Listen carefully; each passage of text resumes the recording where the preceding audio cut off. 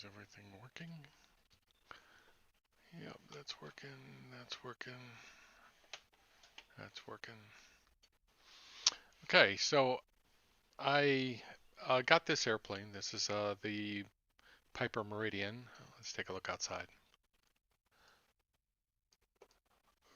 Um, Soon after it came out, and it was one of those probably really bad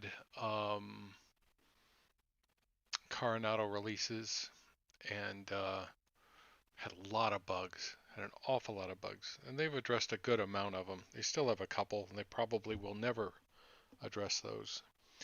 I've always wanted to get this airplane for years, and I like Piper's. I like their wing design, that strange wing design that Piper has. It's good for views, so you're looking outside, you can see, you can see a good amount, that sort of a thing. I used to fly the Malibu and enjoyed flying it quite a bit. So, and then in P3D they released this, but if you know anything about Coronado's glass in P3D, you know don't go there. It's pretty awful. So I've actually got one, I think. Sorry, I'm doing something uh,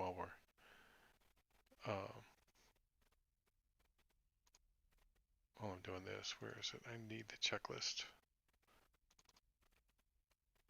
Normal procedures. There we go. So yeah, it's it's another G1000 airplane, similar to the TBM. So the two reasons I got it really was, one was because I just always wanted this airplane, and the second reason was because I really do. I fly the TBM quite a bit. I have been flying it quite a bit, even though I have been spending a lot of time working on whatever a B airplane would be, and I thought, well, maybe this one, maybe this would be a B one, even though I'd like to have a steam gauge second airplane. This one has, it's different. It does fly different. It lands different. The procedures you follow for approaching the airport are different. So it's enough different, really, honestly, that it makes it interesting in that regard. So, um, and when I'm looking for an airplane, I'm looking, so what criteria do I use when I'm looking for it? And I've actually changed my criteria, gradually adding more stuff to it and disregarding other stuff. But what criteria do I look for when I'm looking for an airplane? Um, Really, it's sort of a combination. I like to see if there's a POH available for the airplane, if I can get the flight manual, the PIM for the airplane, and if I can get that, that's a good sign. If there are lots of articles on the airplane, how to fly it, that's another good sign. And lastly, if there's YouTube videos where real pilots fly it, where you can actually see what numbers they use, what numbers they're using when they approach, when they take off, when they are in cruise, things like that. Because sometimes the manual says one thing and real pilots out in the world have reasons for doing different things. And if you want to keep it real, you can look at that and then you can find your own. I did not expect any depth to this airplane, and in that I was not disappointed. But there are some good things about it. Now that they fixed most of the bugs, and I'll talk about the bugs here in a second. But now that they fixed most of the bugs, there are definitely some things worth, um, that make this airplane enjoyable to fly. In some ways, it's similar to the Cheyenne. Once you get everything up and running, and in fact, in some ways, it's a little earlier with the Cheyenne. Once you get on the runway, it's you're in the business of flying a Cheyenne. You're doing what a Cheyenne pilot does. This airplane really, I guess, once you pretty much get the airplane started. You're doing what a pilot does. Actually, I would say once you release the park and brake, I'll say that. So, what's to like? You'll see this. The flight model is quite good. It flies by the numbers. There are differences between airplanes. I'm not sure exactly what's going on there, but this is a 500 turboprop.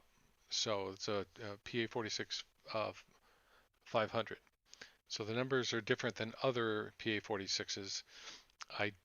There is a conversation on the forums with a real world PA46 pilot, not one equipped like this, but it's got G500s and it's a nice airplane. And he talked about his methods of landing, and so I gleaned a lot of information from him about how to, what power settings to use as you're approaching the airport and that sort of a thing. So you'll see me using those things, and hopefully I'll do it well. I've only done that method once, but it worked quite well. So see how badly I screw that up. Um, outside, let's see. I should make a note here. We are at Fresno in Orbic, SoCal. So if we take a moment and zoom out, if I can hit the right key. This is free on the .org, and not complaining a bit. It's nice. So Orbic sceneries, I can't run my scenery slider full blast because I'm not on the latest. I'm on 11.41. I'm not on 11.50, so I do have that to contend with. But it's just too dense. My frame rate at this particular moment is 49. But you can see that these buildings, these would be here. Of course, when we get up to altitude, who cares? That's what the airplane looks like. Very similar to a PA46, except for the longer nose. It's got some differences from the Malibu. It's got longer wings, I think, as well. But visually, that's fairly similar. It's a nice looking airplane. Scoots along.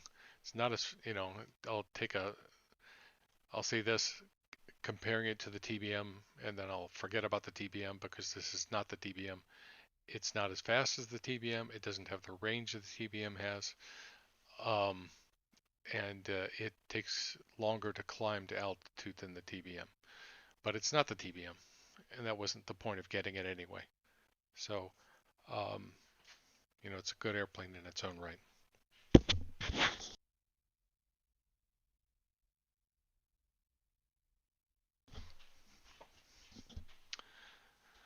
So yeah, outside it looks, everybody does this little mini review. Outside it looks good. You can see the bump mapping over here.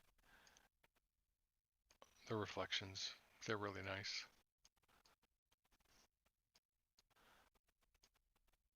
Graphically on the outside it looks good. Even that vent is modeled really well. No problems there. I'll say that the landing lights are dim. At least they look dim when you're looking at them. On the inside, it's, if I had to say, on a scale of 1 to 5, I would give this a, what would I give this? 4? Maybe 3? Between 3 and 4, I guess. I'll say 4. I mean, if you look back here, I'll give it a 4. If I look at the cockpit, I'll give it a 3. This back here looks good. The lighting is really pretty nice in this airplane. I would not complain about it in the slightest bit. It had some problems when they first released it, but I think they've mostly fixed that. This up here is not to the standard that you would see it from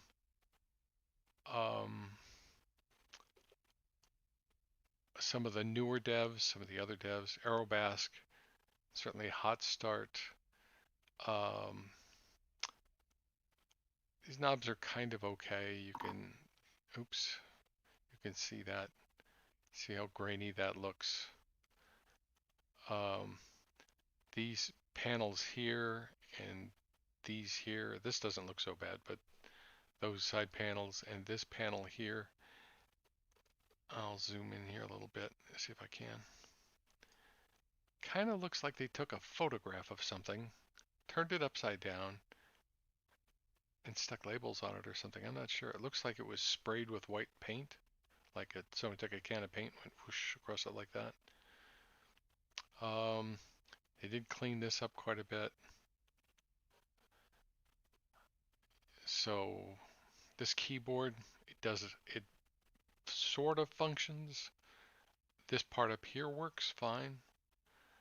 The rest of this really doesn't. Don't click these here. The ELT sound will go off and you won't have a way to shut it off. So don't click those. If you do click over here and that'll bring up this keypad. None of these keys work here either. That was disappointing to me. None of those. But these work down here. You can't get these to work because they covered these keys. They did work, and then they covered these keys with a large click spot to bring up this keypad. So now if you click those, you get this keypad. It's kind of a bug. They could have just covered this area, but I'll just say that. Take it for what it's worth.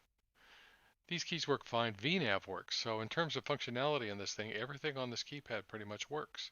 Not sure the speed button works, but the bank button works, even though there's no light. So you just have to know whether or not there's supposed to be a light right there. You have to know whether or not you're in bank mode. I don't know about the back course, I haven't done that, but the rest of this works. The VNav works. At first it didn't, but then I think they fixed a bunch of bugs that worked.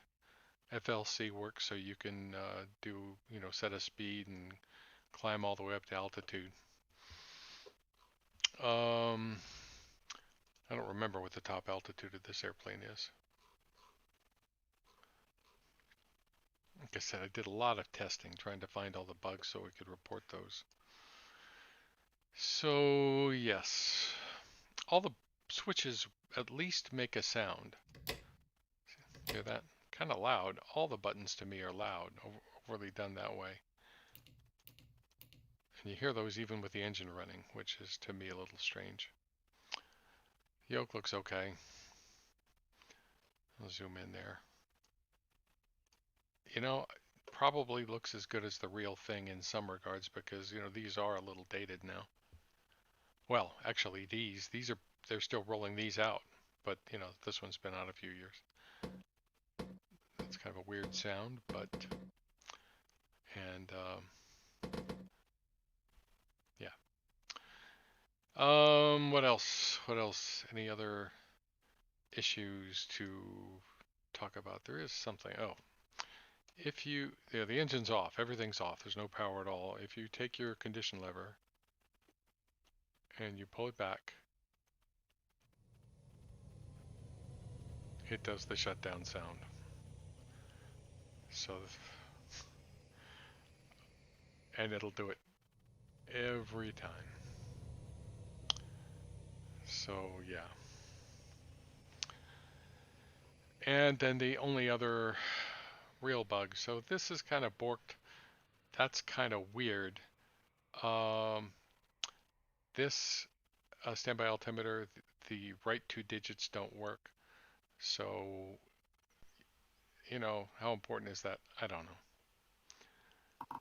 Otherwise, I think everything mostly works. So the sounds is a ding.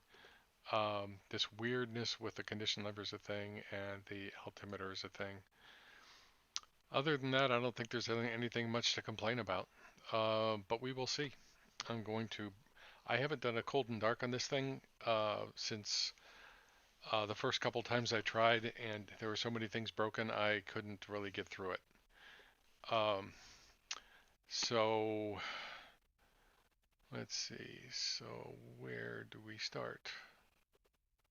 There's the before starting engine. Okay, so the doors are closed. Door pins, we got to get rid of the external stuff. Let me get rid of this.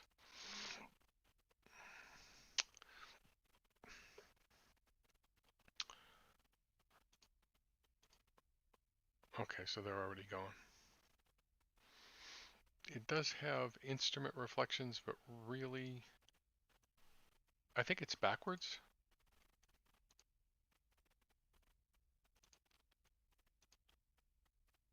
I think that's with them on.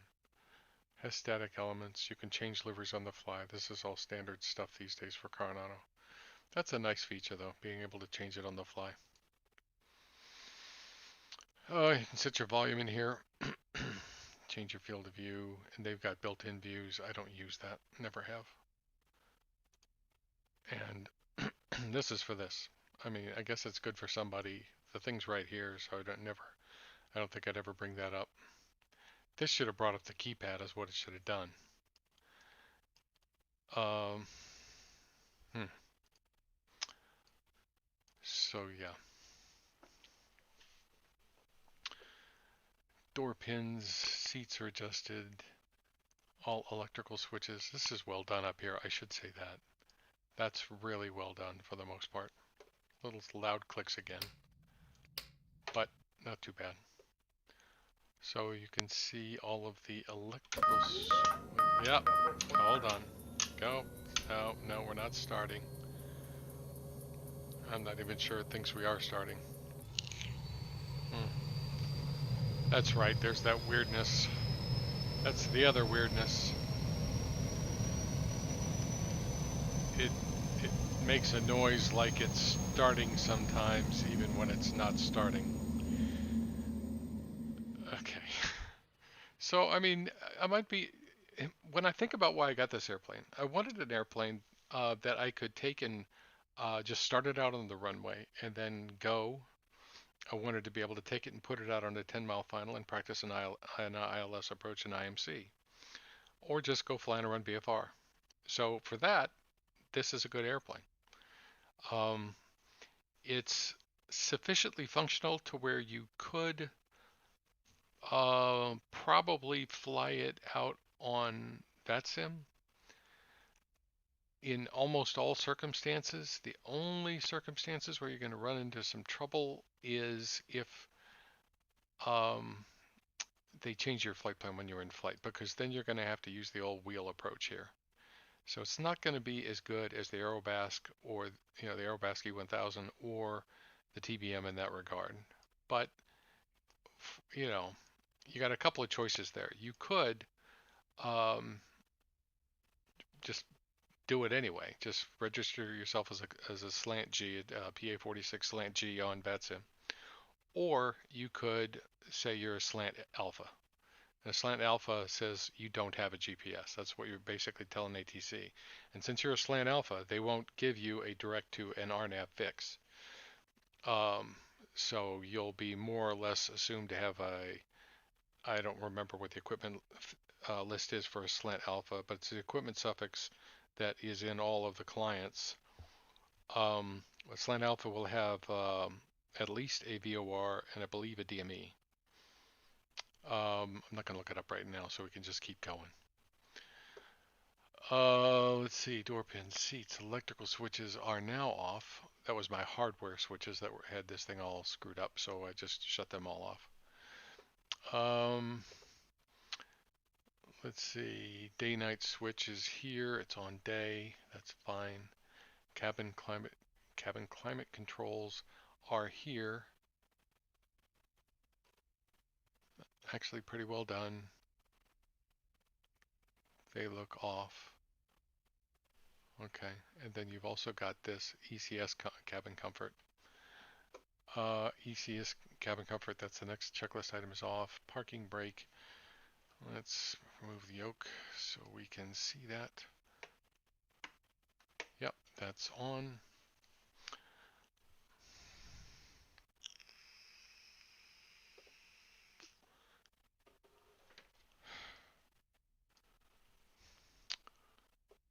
Parking brake, bleed air lever, pull off. I'm going to pull that off.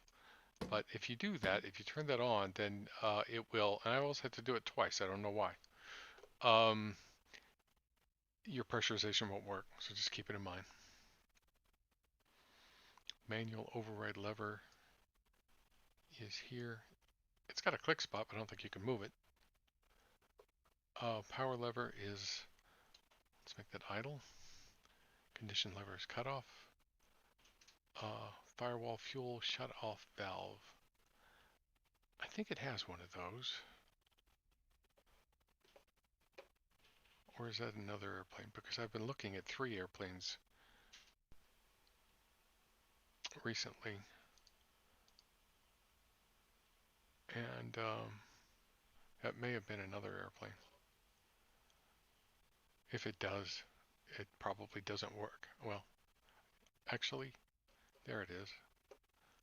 Well, that's the fuel shut off, but that's not the firewall fuel shut off. That's okay. It's fine. Power lever, firewall shut off. Emergency switch is on. Okay. I don't believe that works. No, it doesn't. So the PFD should come on there. So that doesn't work. Typical. External power apply as required. I don't think this airplane has a GPU.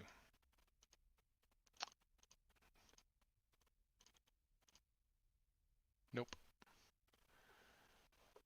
Battery switch on. Oh, sorry. There it goes again.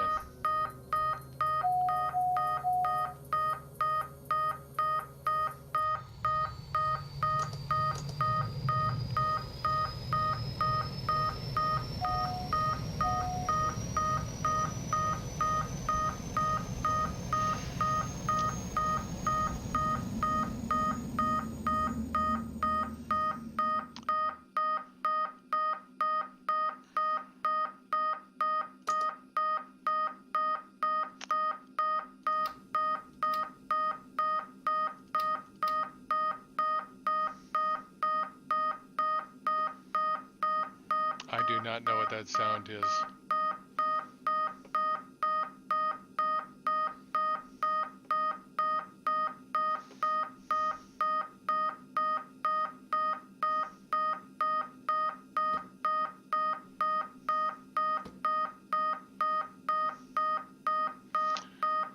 Let's try reloading the airplane.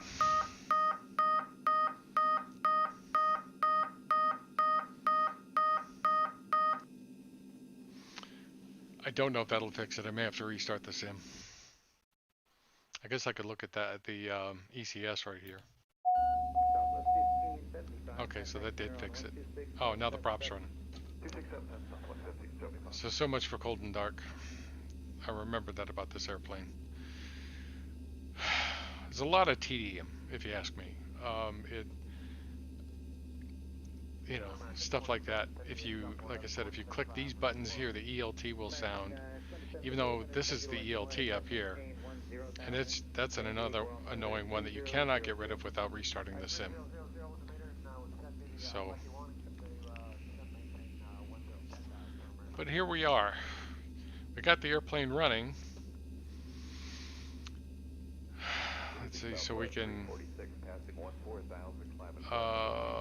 can't see that very well. Click on the flight plan. That's an old flight plan, so menu. I probably should just do this. Bring this over. It's probably the easy way to do it.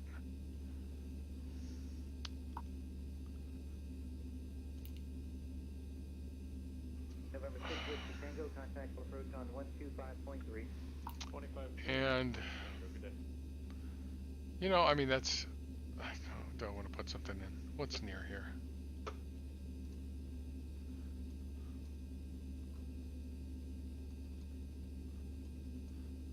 I mean, there's San Francisco, but do I want to go over to San Francisco? Southwest 20. Could do a little sightseeing. What's up there? No, don't want to go that far. There's Stockton nearby. Well, we can put in KSCK. Curious. Okay.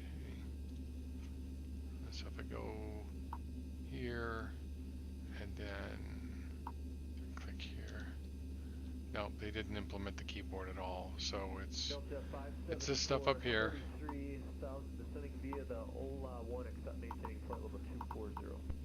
Delta 574 is going to descend via the Ola 1, except maintain 12,000. Power mile altimeter 2997. Via the OLA 1, except maintain 12,000, Delta 574.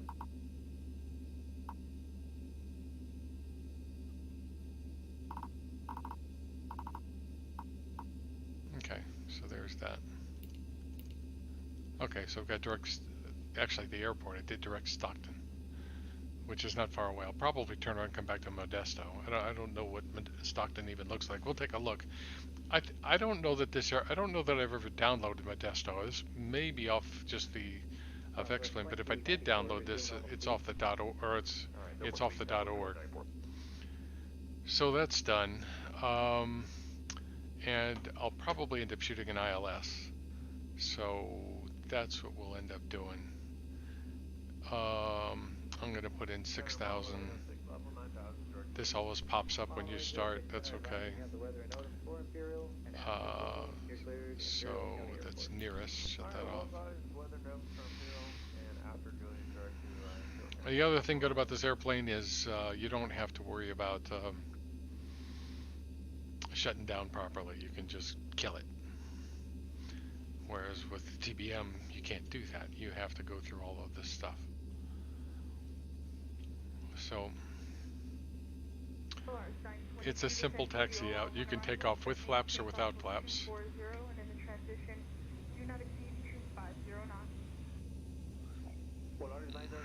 Since it started itself, okay, so that's closed. Has to be. Let me turn ATC down. Okay, do not exceed 50 in the transition horizon. There's no noise reduction like there is in Aerobasque and Hot Start airplanes and some other airplanes. That new SR22 is it has noise reduction headphones. That one is loaded with features. For freeware, they ask you to make a donation. It's really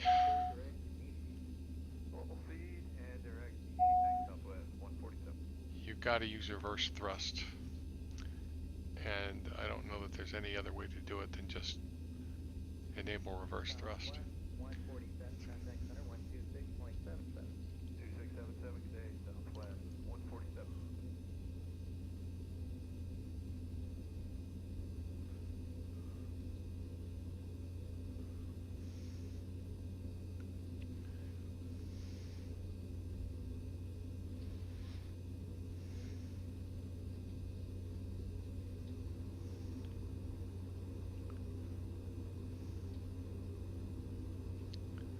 I've got the reverse thrust really almost full forward right now.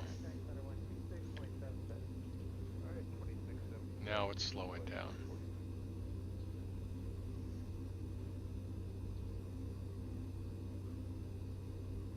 A little.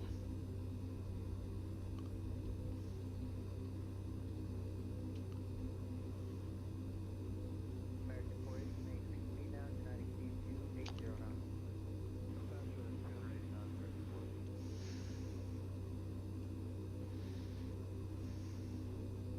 Southwest 2094, contact approach 124.35. 12435, southwest 2094.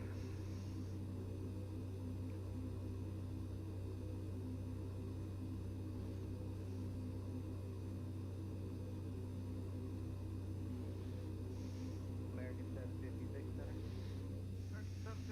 Alright. Take beta off. Where's the checklist? Contact center now on 126.77.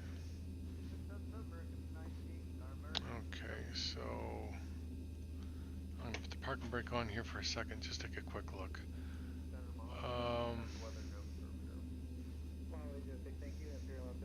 It give you, you know, I mean, the documentation isn't bad. They give you a lot of ways to start the airplane, even though some of them you can't actually use because you don't have external power, but some of them you can. So before taxing, avionics switch is on. It is. I'll turn mine on too.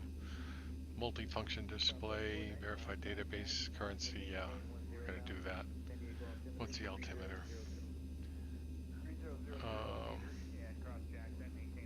That's the 2964.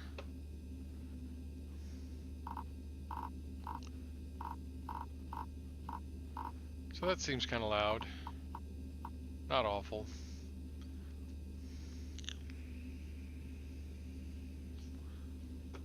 Okay, let's see. Runway heading is 291, so we'll put that in. I said 291, yeah. So the G1000 is fairly complete. There's nothing extra to it whatsoever. There's no system pages. It's not really. You can increase, decrease, and reset your fuel, but I think that's borked anyway. But it's there. The VNAV stuff, you know, if we go to the flight plan page.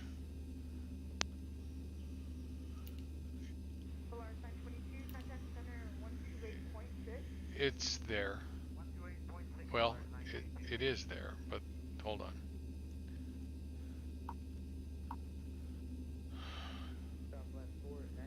Well, it's still not there, but that may be because they don't have an altitude in, which I can get to. We'll go up to 6,000, like I said. The maximum obstruction in this area is pretty low, 3,700. Okay, so there's that. Where's the checklist? Avionics, MFD, fuel, totalizer. It's okay. Cast messages. Crew alerting system.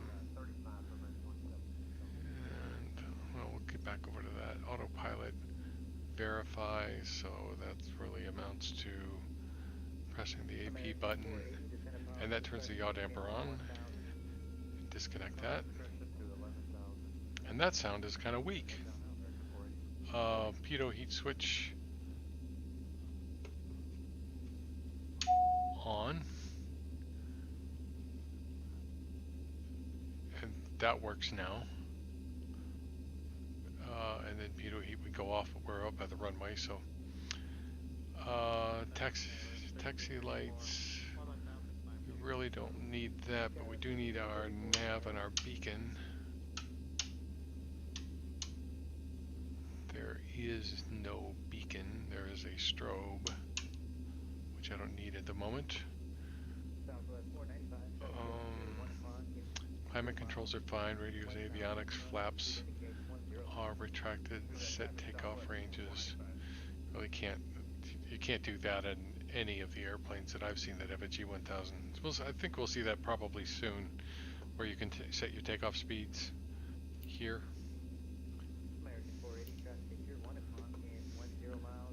Bleed air lever, there is no bleed air, wait, there is a bleed air lever. It's pushed in. Alternate static air, it's supposed to have that, they're all supposed to have that, but I don't see it anywhere. Not that it matters. Wouldn't matter if you got into icing.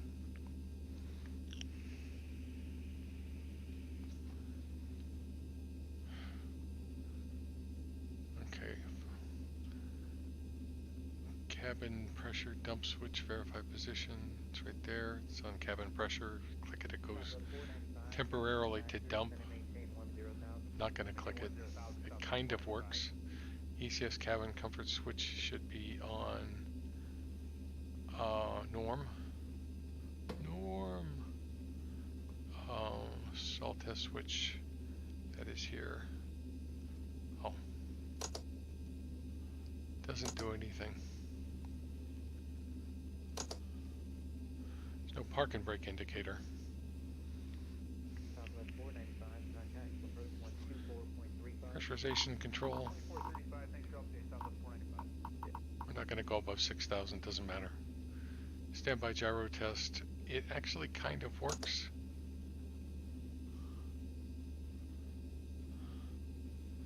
Yeah, it goes off by itself. Standby gyro is on. Altimeter standby. Altimeter. It's not set. So 29er 64. Southwest 3334, contact center 126.77.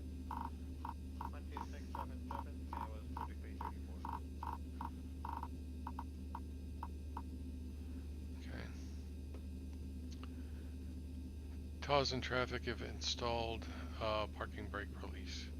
Taxiing, advance slowly. Propeller operation below 1200 is prohibited. Beta range may be used during taxi. Have to use it. Engine run up to 1900 RPMs. We could do that.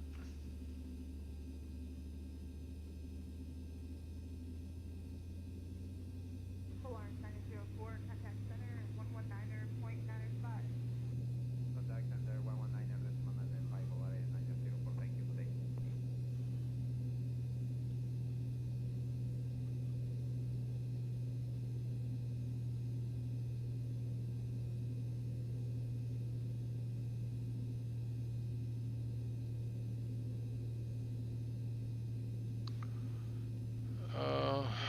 Okay, 1900 overspeed governor test switch. I'm pretty sure this doesn't work. That's up here. And even if it did work, how would you test it? I guess you could do this. Generally, they don't do those things. Should see a 60 RPM drop. Release it, and it should go back to 1900. So let's try it again. So I'm at 1880. Nothing. Done. Power lever back to idle. Reverse lockout switch. Push and hold for min 5 seconds.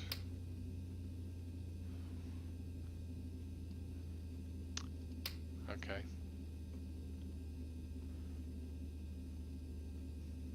United 710, descend via the arrival, accept Oh. maintain 12, United 710, descend via the lock, you want to accept maintain 2000. That means that the power lever can be moved back here if you click that. So let's do it again. Click that on.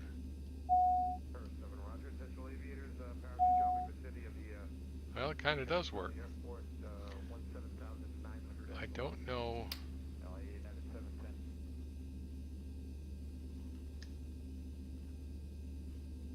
Interesting.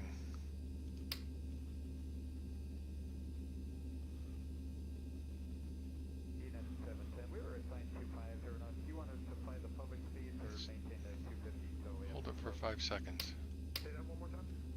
United 710, we're descending via the Lucky, but that's maintain 12000, but the public speed strictly would be 270. No, that just means that you grab that with your hand, and that puts it into beta. Interesting. So this doesn't work either. So the only thing you can do is disable that. Okay, power lever, beta, and prop. Reverse not attainable. Reverse lock switch out. Release pull lever can be moved towards reverse. Okay, I don't know what all that means. Power lever, idle, gen switch off. Verify alternator load picks up, and when the white generator off switch. So that's off.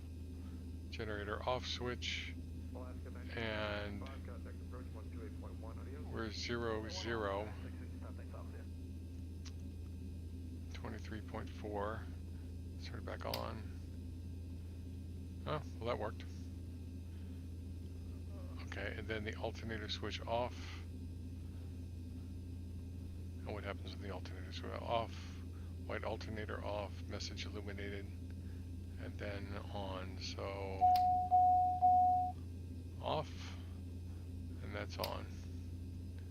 Quadrant friction lock is good. before takeoff. Seat belts, armrests, belts, harnesses, gen switch on, alternator on, bleed air in. ECS cabin is on norm. Pressurization system is set. Fuel temperature is checked within limits. I don't know what those limits are. Ignition switch is manual.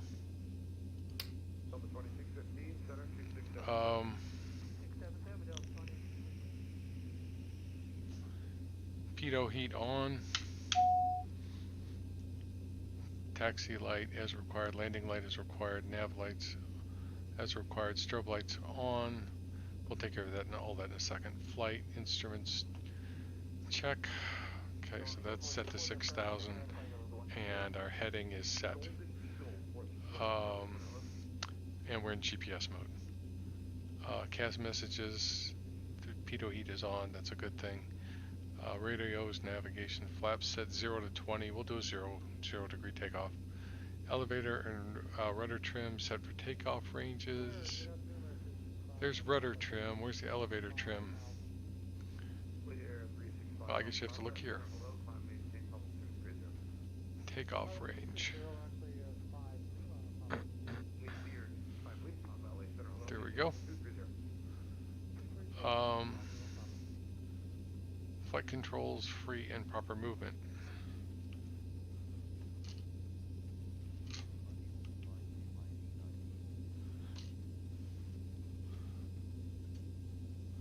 That seems to work.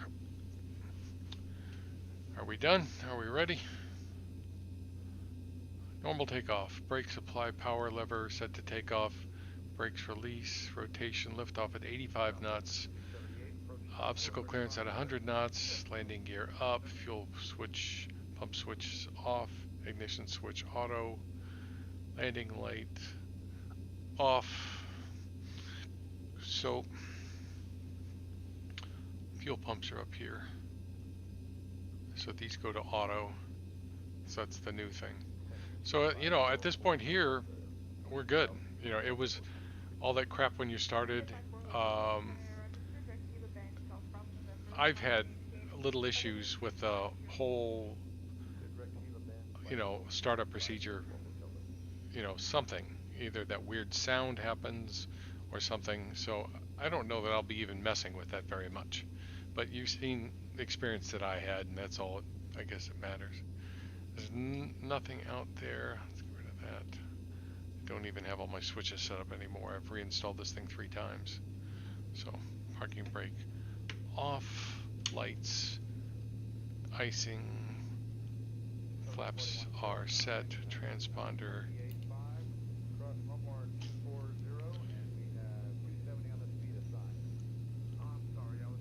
Out. And toga. It really wants to go.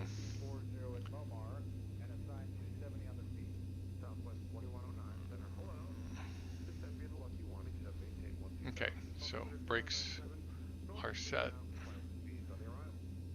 The prop up in the governor.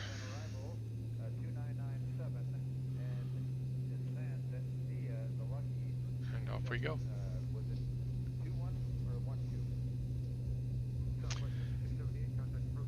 And like I said, you know, I know, you know, I'm critical. Oh, I'm not paying any attention. Rotate. It's got a really nice look and feel taken off. We're positive rate. Gear up.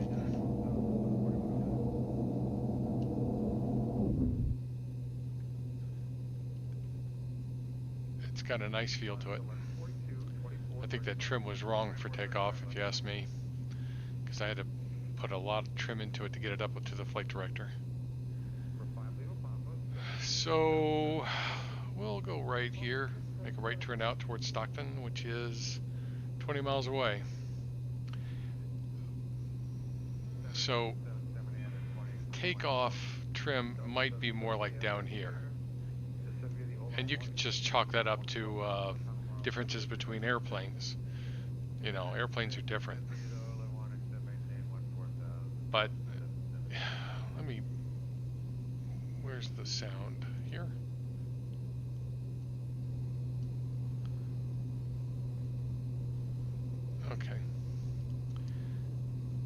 The sounds are pretty good. Let's go outside briefly. I don't have the autopilot on. I am going to put the autopilot on. Okay, so don't I have a switch for that? Yep. Heading mode, and we'll go IAS mode. Oh, I don't want heading mode. I wanted nav mode. Okay. That's perfect. Now it's going to rock back. Okay. So let's have a look.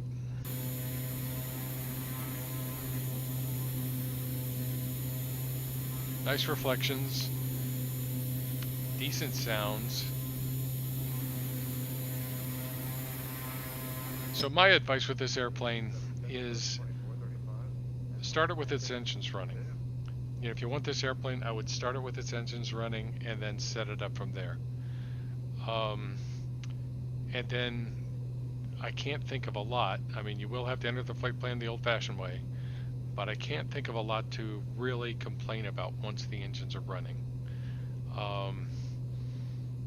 You know, you can, you know, to me, in a sim, it's just a difficult place to have a pad, but they did.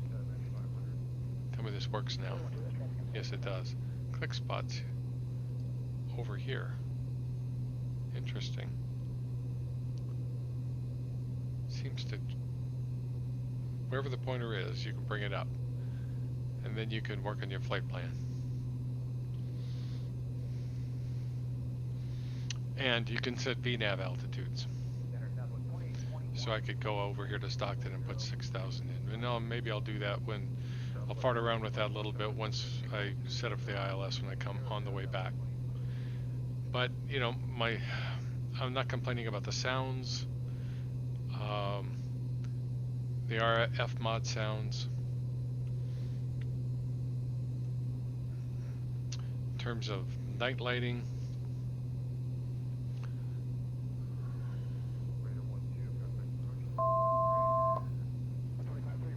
yeah, do your thing. Okay, so go night. Tell me, did that switch?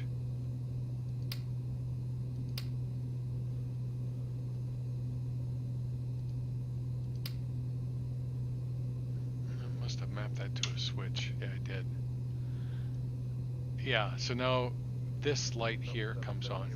It's pretty bright for flying, but that's nice. I don't think I would fly with that on, but not complaining. It's mapped backwards though. That's okay. And put the dome lights on. The dome lights, I believe, are here. Yep. That's a nice effect. Let me go dark here. See? That's good. We can go. I wish I could do this at the same time you could see it. Okay. Gradually on. Panel lights. Really, I believe the panel lights might be here.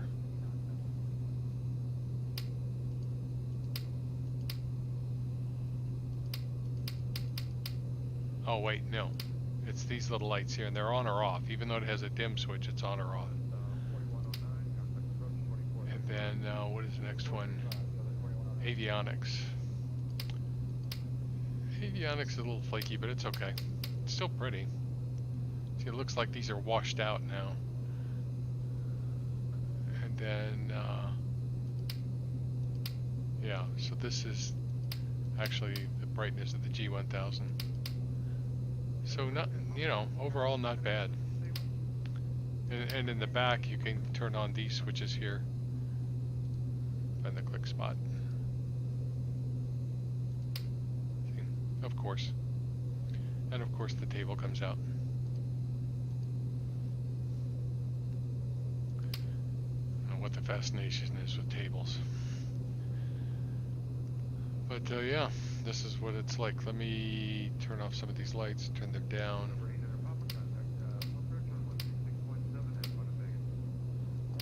Okay, so that is needed. then we can flip this. Oh, that's right. This. Nope.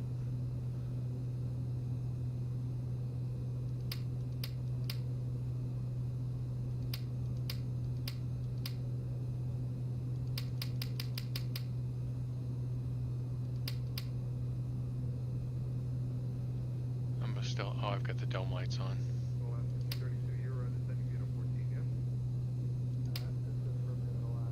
So yeah, this is what it would look like if you were flying at night. It's pretty. No complaints there either. So, well, actually, let's bring that up and go back to daytime.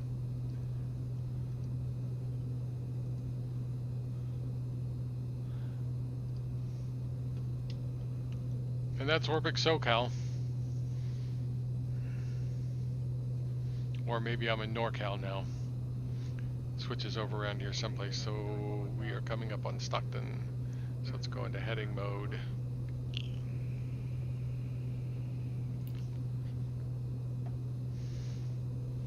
That's fine. Make a left turn. I want to look at this airport. Stockton is a training, you know, it's a pretty widely used airport. They use it for, a lot of people get their private pilot's license here, I think. Let's make a right turn.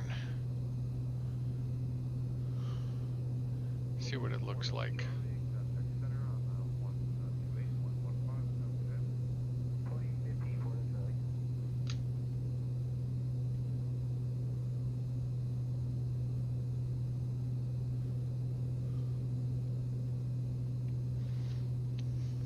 I have to go outside.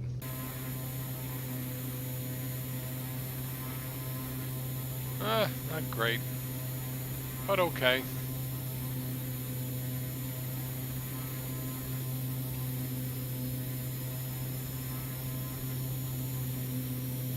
Not awful. I'd land there. I don't have hardly any California airports, partly because there just aren't a lot of them. So let's put really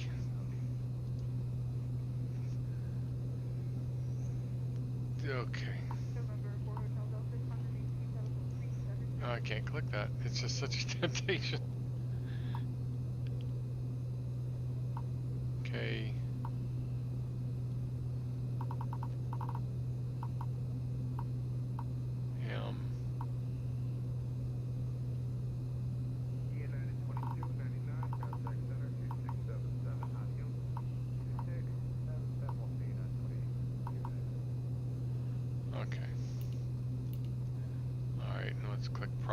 This out.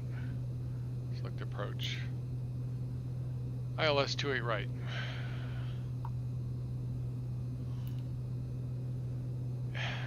Gonna make me look up the approach, aren't you? Okay. Where is it? Here it is. ILS 28.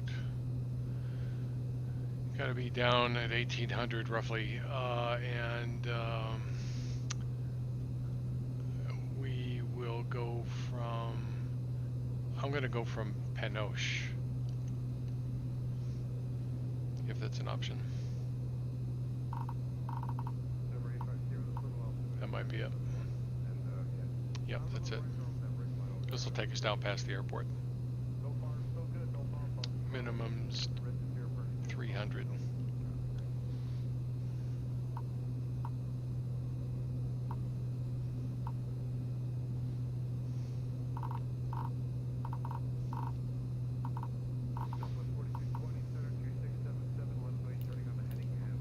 Okay, so it's loaded. And at, let's see, so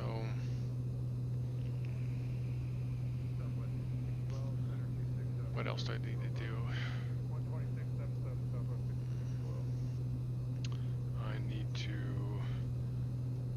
111.9. Okay, so swap that in.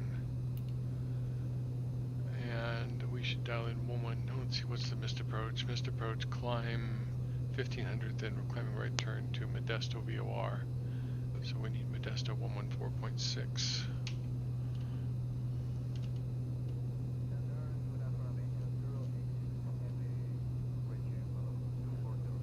that in.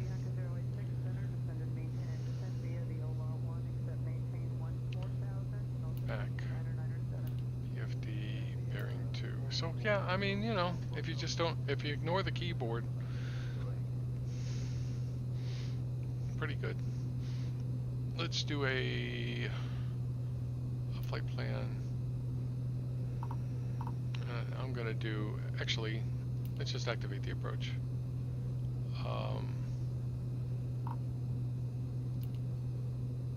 Okay, and then we gotta click nav.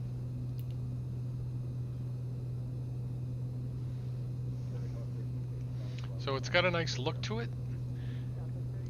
It sounds different than both of the other turboprop airplanes that I have. Well, I've got 3, and they all 3 sound different. The PC-12 has a rattle sound to it. The TBM has a growl, more of a growl sound to it, I think. I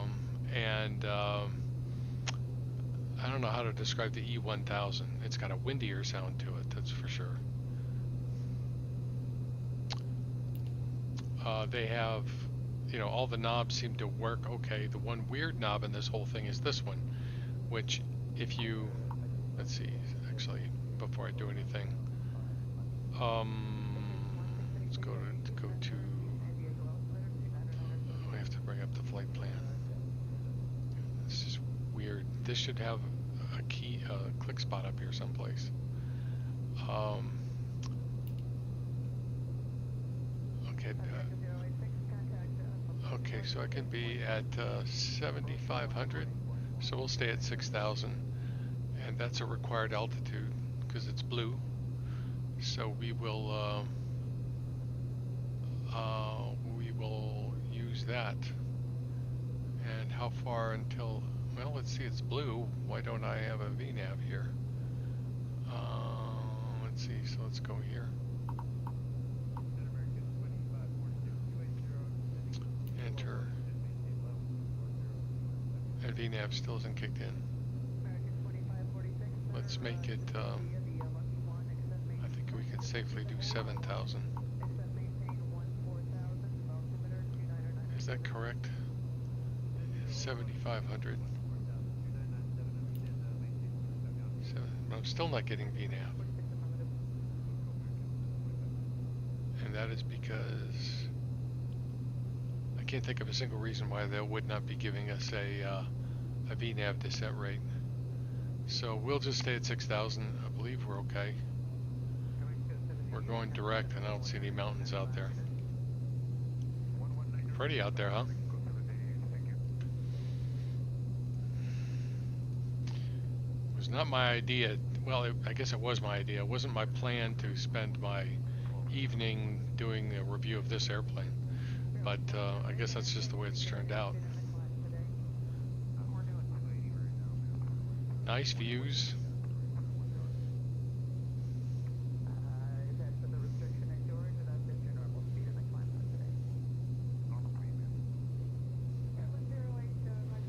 How far are we? 54 miles. A ways to go. I have to see if we actually see a descent point.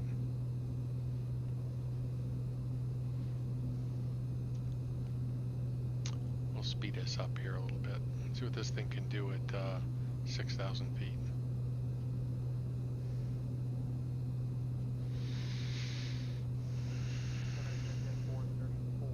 So when I take this on a long cross country, when I had the TBM, you know, like say from East Coast over to St. Louis or something, it's perfectly capable of doing it. The real airplane is. The question is would I want to do it in the sim? I think the answer to that for me is no.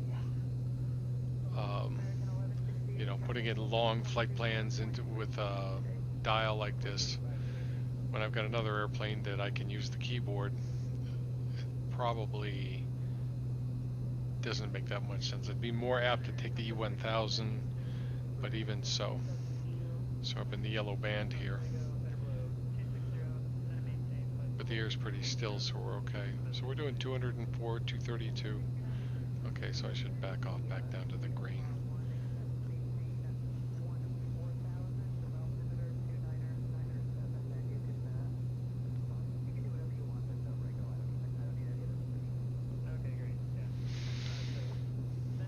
So yeah, when you're flying it, I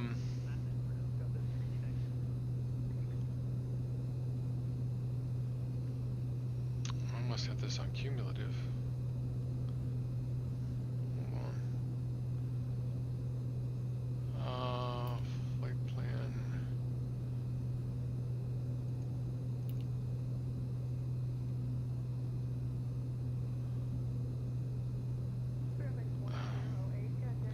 Tedious.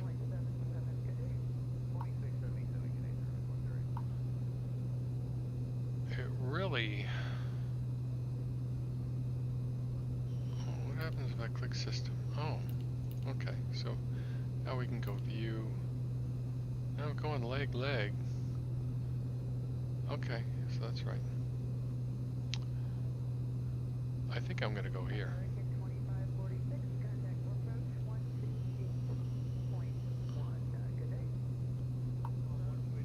Let's do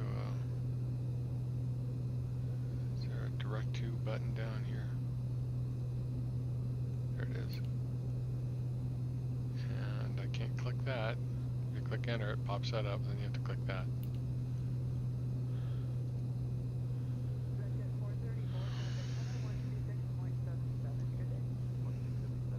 Okay, so we're 10 miles from there. Back down here.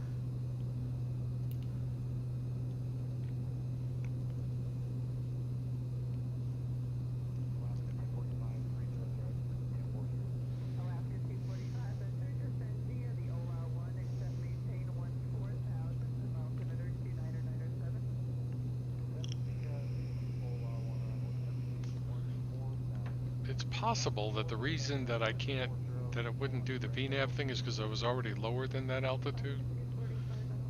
That's okay. Like I said, for what I want to use the airplane for, largely it's for practicing instrument approaches, doing instrument pattern work, doing maybe some VFR pattern work, even though this airplane seems like it's overkill for that.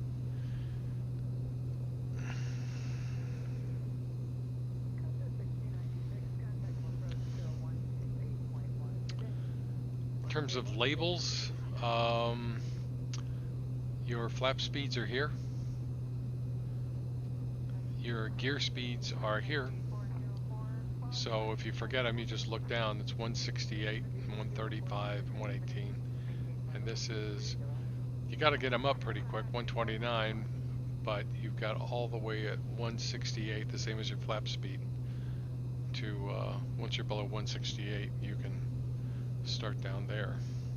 What did I say? The second flap speed is at 120? No, 135.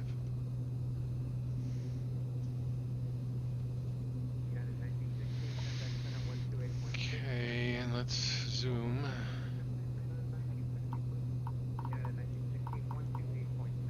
There we go. Pretty weird turn. 7,000, huh?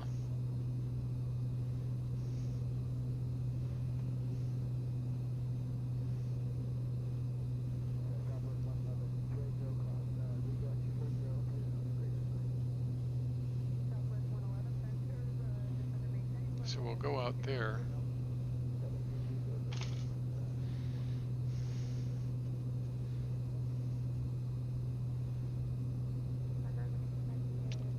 The minimum safe altitude in this area looks like it's around, right here it's probably 5,100 feet, so we're good.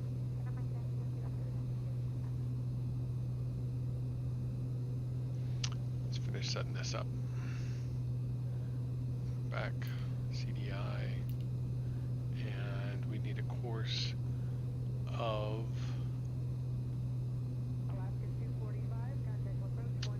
288. My course.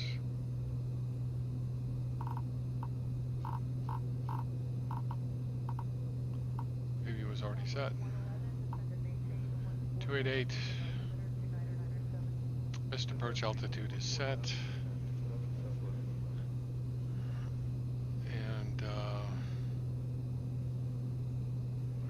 which is activated. I will wait. Well, actually, it doesn't matter because I'm on localizer. And that is the right identifier, iMod. Southwest 111, descent via the Ola Warnings that maintain 14,000. Descend via the Ola Warnings that maintain 14,000. Very light on frames.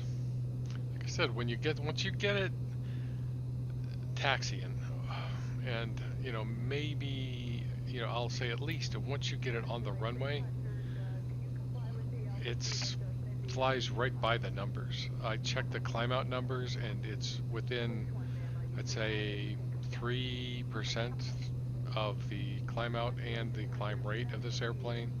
Cruise numbers are spot on the money, maybe within 1 or 2%. Descent rate looked really good. And then on approach, there was some, like I said, I've seen two different ways of doing the approach, but it seems like it's two different airplanes. I've seen one where when you hit the glide slope, you set 300 power and then you just ratchet down the flaps, at the appropriate time. This airplane is of the other kind, which I've also seen on a real airplane on YouTube. The best way to describe it is to, once you are level approaching the final approach course or on a level segment of the approach course, set 550 on the torque, and then you can apply your flaps and then keep ratcheting down your power by 50 all the way down to about 400. So it's an unusual way of doing it, but you'll see. That's what we're going to try. We'll see if it goes well.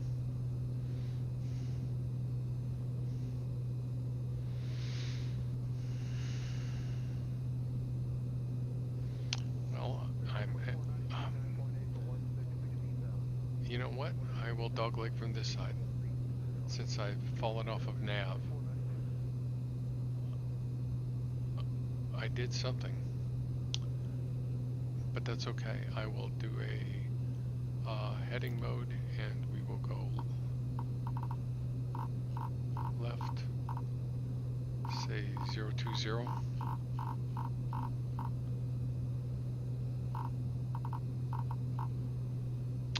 Next segment takes us down to 1800. I'm going to descend to 4000. So altitude 4000, VS down 1500.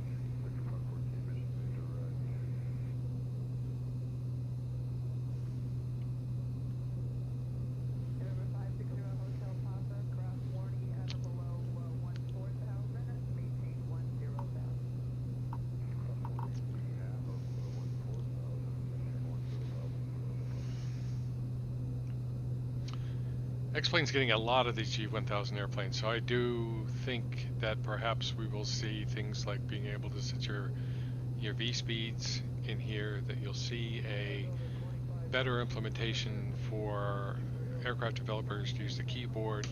Like I said, I've seen 3 now that have a good keyboard working in them.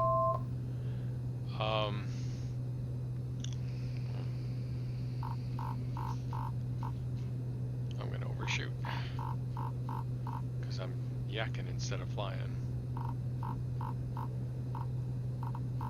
That's okay, we'll come around this way.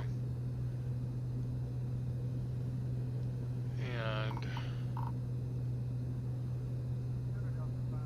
where's our... We're at 4,000. Controller yelling at me, I'm sure.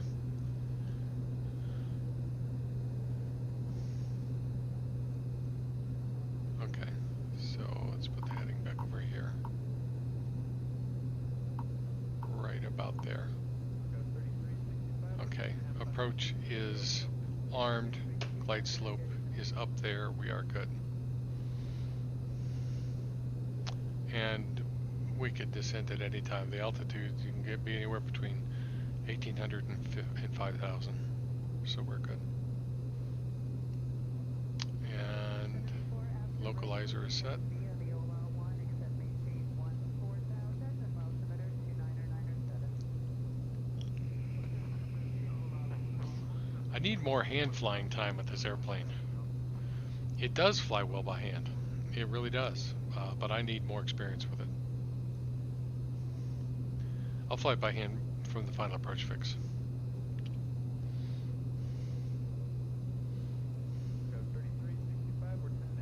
Like I said, you get it on the runway with the engines running, put your flight plan in, or get next to the runway with the engines running, put your flight plan in, or start it with the engines running at least. And then you'll have to figure out how you're gonna get into beta range so you can taxi. And the run-up doesn't really do anything, so there's no point in that. And let's think of the heading. So I'm going to get our power down. We're going to pull back to 600, which is slightly higher than the flaps speed, roughly. Should be. We'll see. Oh, and here we go. So what did I say? 168? 168. So since the glide slope is coming down, I'm going to go down to 550.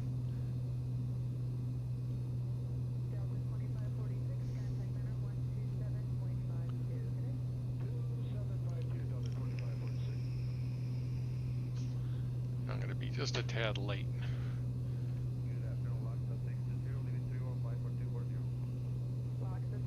There's 168. Gear coming down. I'll just leave it at 550.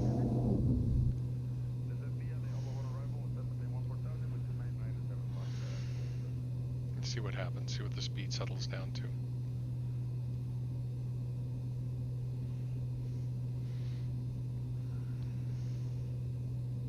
So our second speed is 135, so we're already below it. So we could put down the second notch of flaps if we were so inclined.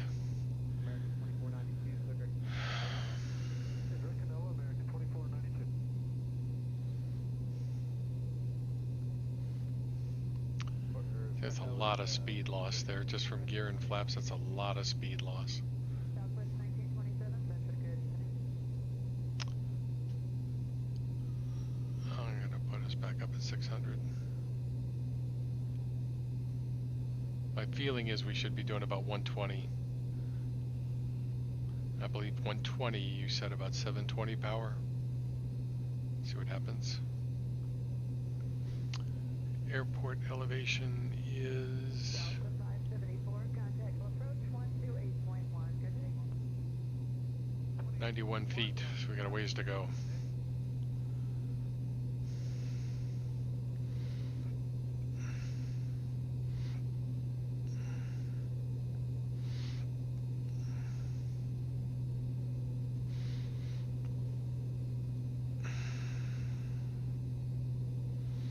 So does this airplane inspire me? No, it does not.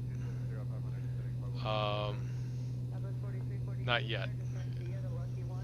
But I've gotten 3 airplanes recently, and I will say that none of the 3 inspire me yet. I do like flying at least 2 of them so far, but I wouldn't say that I'm inspired.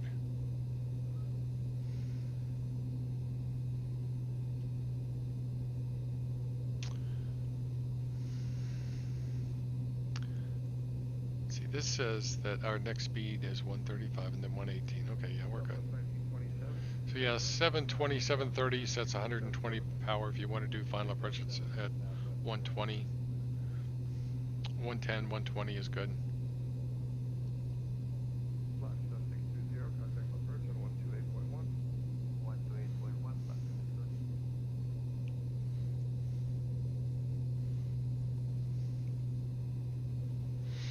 Keep looking for another airplane to inspire me. It's just hard to find. There's the runway.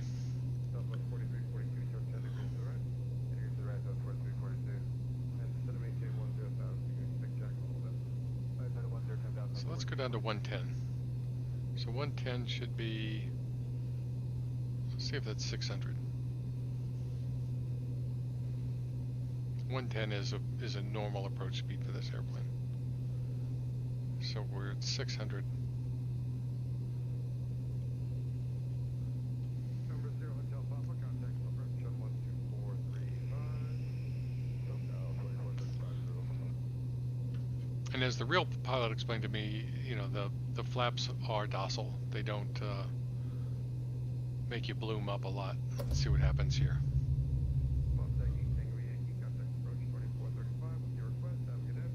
It's not bad. Actually, didn't hardly slow us down at all, did it? Well, we still got to catch up with the glide slope, so. And when we get down to 1,000 AGL, I'll put the last notch in. I think he waits till about 500.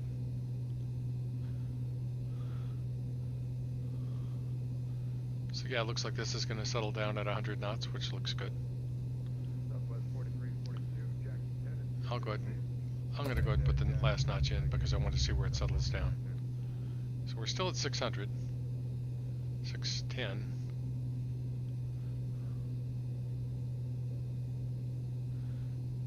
Yeah, so that's not quite right. You know, the power, you should be able to back off on the power.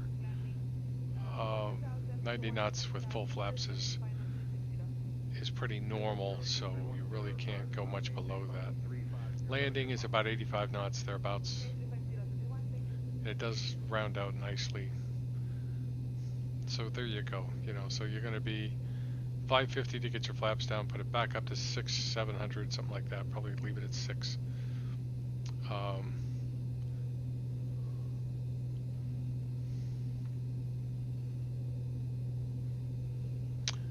And let's fly by in.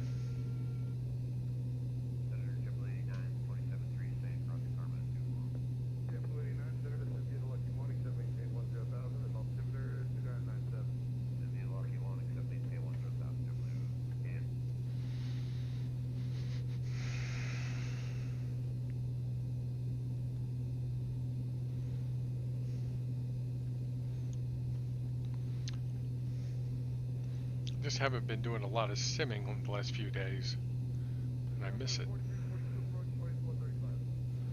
And even then, I've been spent the last week and a half just farting around trying to work on airplanes and making some progress.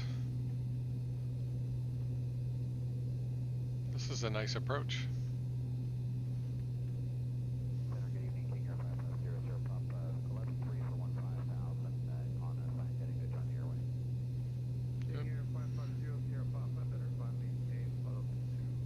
I'm visual. Just holding 90 knots.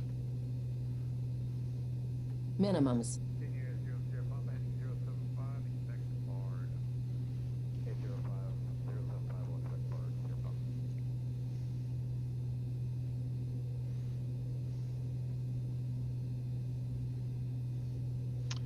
And pulling back on the power.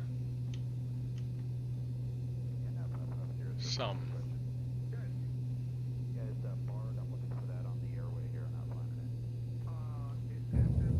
The attitude on landing looks really good. The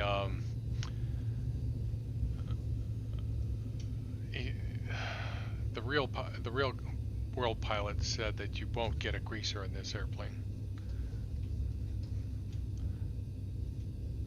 Not normally. Let's see how reversers work.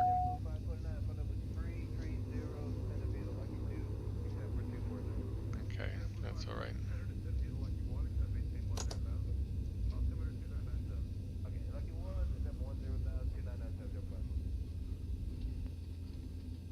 Make some nice sounds on landing. So yeah, just like the Cheyenne, I would say really the sweet spot is when you get it out next to the runway. Flies well. You can go up there and do some sightseeing, just flying around, doing some IMC work if you want.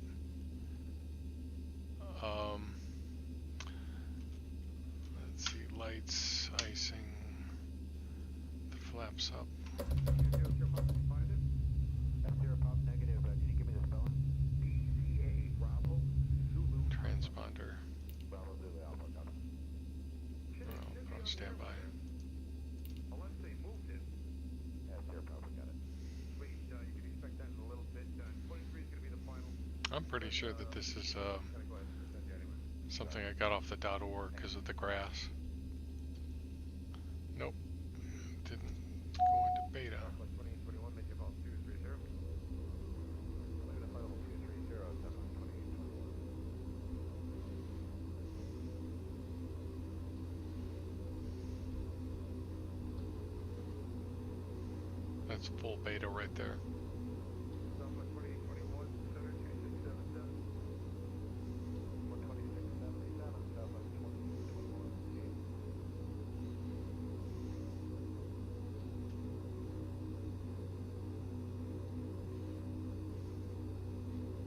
We'll just go in here. 0231, click right now. So if you want to go up just for a quick flight and have it enjoyable, have it be by the numbers. Landing, I don't think the landing is right by the numbers, but if you know your numbers, that's okay, whatever they are. So 600, you have to get down to 550 to get your flaps and gear out, and then you can put it, leave it at 600 or a little bit above that. All right. And that's out. We can, let's see, we've got a beacon now. So I'm not going to bother to shut it down. Decent airplane. They should have done this. I didn't even mess with that. And very well done up here. Very nice night lighting. Very nice sounds. Very nice flying by the numbers. Decent enough cockpit, though. That's kind of yucky. Scale of, you know, everybody wants a scale of 1 to 10.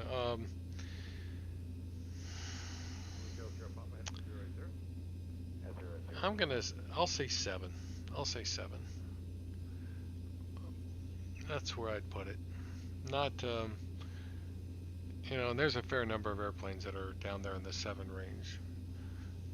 If I had to pick between this and another airplane, if I was trying to make that decision, I would probably pick the Aerobas E1000 next. Same price range. I actually think it's a little cheaper. The sounds are more impressive. You get noise reduction headset. You get a working keyboard, even though it's a little weird. The keyboard's also in a nicer place than this airplane, so if you're trying to manipulate things, it's easier to get to. They had a click spot up here for, if instead of putting the click spot here, they had put it up here, like right there. That would have been smart. You know, that way you could just pop up the keyboard right here and just do your stuff and then close it again. So I don't see any evidence that they did that.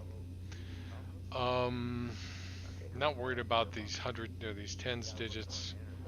Would have liked to see it, but whatever. The weird sound when you pull back the condition lever is weird.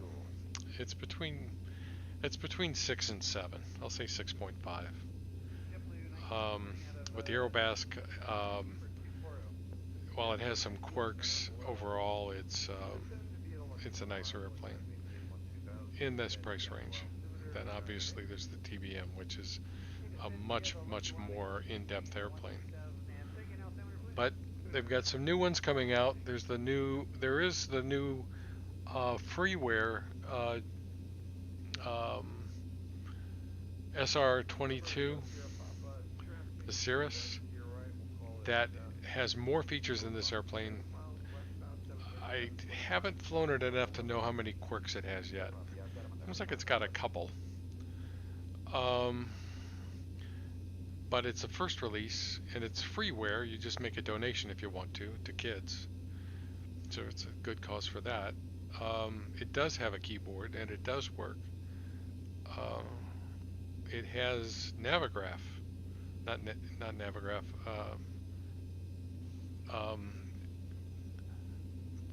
What's it called? It's got the Avatab. It's got Avatab pad over here.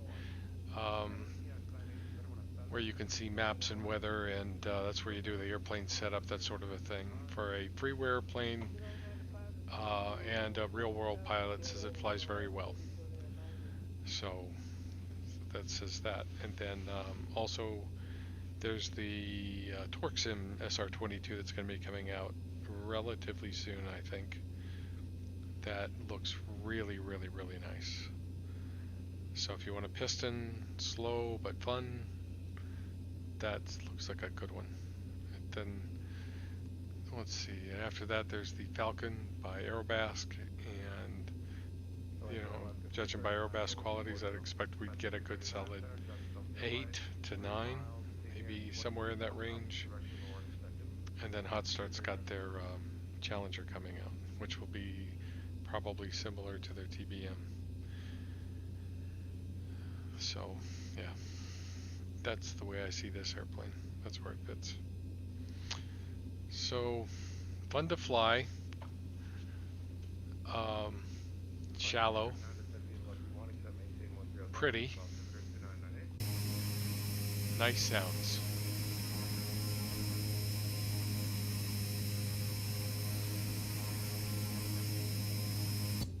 So yeah, I think that's fair.